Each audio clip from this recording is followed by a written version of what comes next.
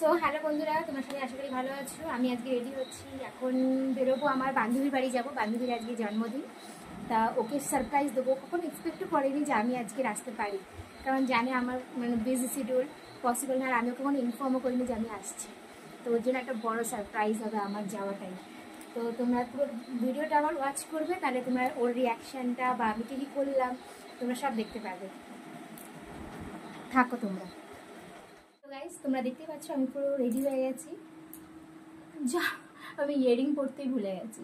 ঠিক আছে, ইয়ারিংটা পরে নেবো। পুরো আমি কমপ্লিট লুক আমার রেডি হয়ে গেছে। আমি এখন এবারে বেরোবো, তো তোমরা পুরো আমার সাথে থাকো। তো গাইস, তোমরা দেখতে পাচ্ছ আমি পৌঁছে গেছি, আমি নিচে আছি, আমি এবারে ভেতরে যাব। আমার প্রবলেম এখান থেকেই শুরু, কারণ আমি শত চেষ্টা করেও আমি দরজা ওপেন করতে পারছিলাম না, কারণ বর্ষাকালে কাঠের দরজাগুলো জানো তোমরা একটু বেড়ে যায়, যার ফলে এতটা পরিমাণে টাইট হয়ে গেছে যে আমি চেষ্টা করেও ওপেন করতে পারছিলাম না। বান্ধবীকে সারপ্রাইজ দিতে এসে যে আমি নিজে এতটা সারপ্রাইজ হয়ে যাবো বা এতটা প্রবলেমের মধ্যে পড়ে যাবো কখনো ভাবতেই পারিনি। শেষ পর্যন্ত আমার বান্ধবীকে আমাকে কল করতে হলে সেই নিচে আসলো, এসে শেষ পর্যন্ত আমাকে দরজাটা খুলে দিল।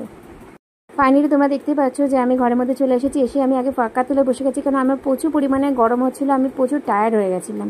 তো তোমরাও কারা কারা এই ধরনের সমস্যার সম্মুখীন হয়েছো বা এরকম প্রবলেম ফেস করেছো আমাকে অবশ্যই কমেন্ট করে জানিও।